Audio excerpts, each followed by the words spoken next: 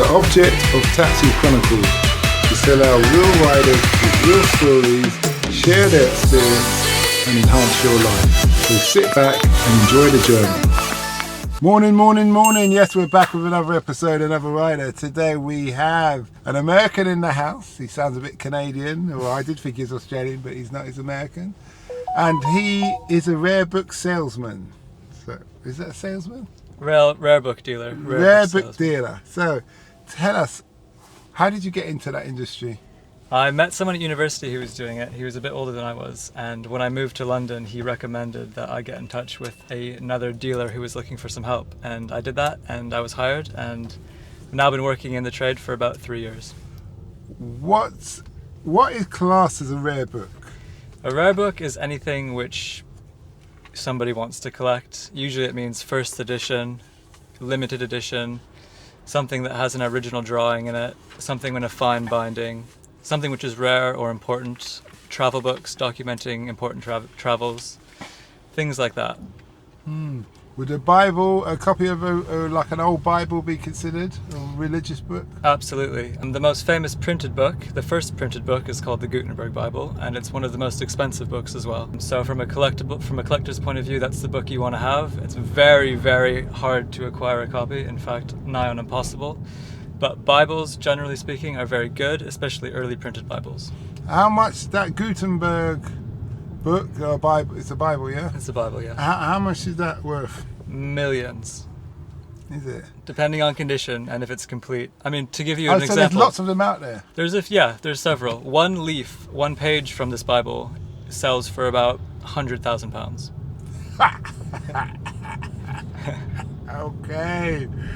What's the most expensive book you've ever touched? I suppose you have to use white gloves when you touch it. Actually, no, that's a misconception. Using gloves when you handle books can actually damage the books because the paper is designed to be handled by human hands, and if you wear gloves, it can disrupt the contact between your skin and the pages, and you're actually more likely to damage a book if you handle it with gloves than without. So it's just wash your hands, no oils or anything on there. No, it's fine. I mean, these books, they've been read throughout, centuries. They're a bit soiled usually, but that's okay. The paper is designed to withstand that kind of use. Do you keep the books in a special storage place, temperature controlled, all that? No. The general rule is that if you're happy, then the books will be happy. So you don't want to keep them somewhere too hot, too cold, too humid, too dry. But generally speaking, your average room is totally fine. Do you read these books or you just keep them? Bit of both. You have to read parts of them to understand them, to contextualize them, to be able to sell them.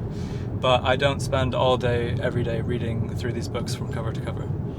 How long did it take before you became an expert in this book business? Well, I wouldn't say I'm an expert. I mean, the thing is that there are so many books out there and so many different kinds of books, and the more you learn, the more you realize that you have so much more to learn. It's a bit of a paradox in that sense. One of the interesting things about this particular job is that you're always faced with something new and unknown, and you have to figure out what it is and contextualize it. And that's one of the joys of the business. So even though I've learned a lot over 3 years, I'm always humble and aware of the infinite amount of things that I have yet to learn. Have you had to travel around the world collecting books and grabbing books?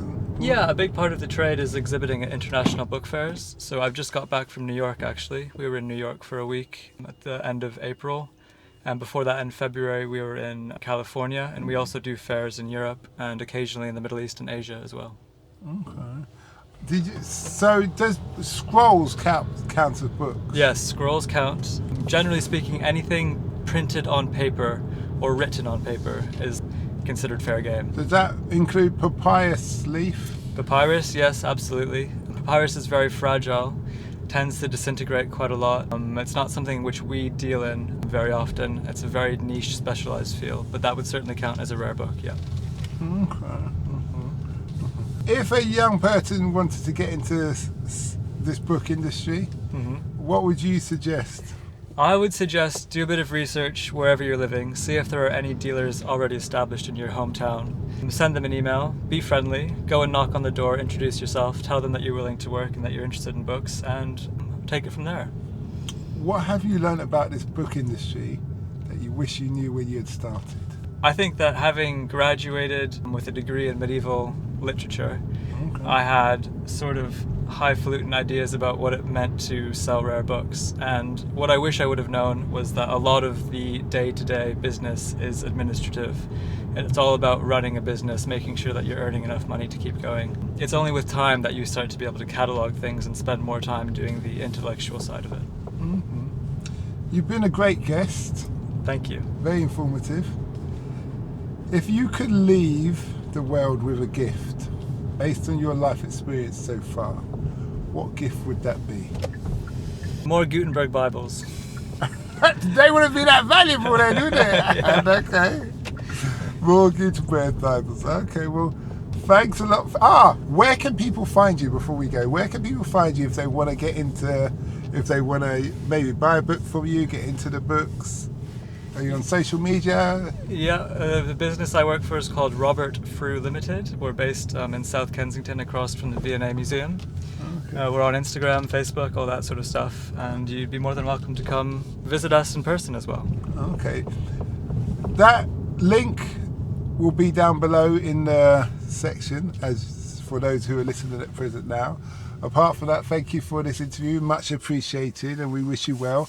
For the listeners out there, do not forget to listen to our sister podcast, Africa Investor Stories, where we interview people from around the world who've invested in Africa, so you can hear what it's truly like to invest in a continent with the most natural resources.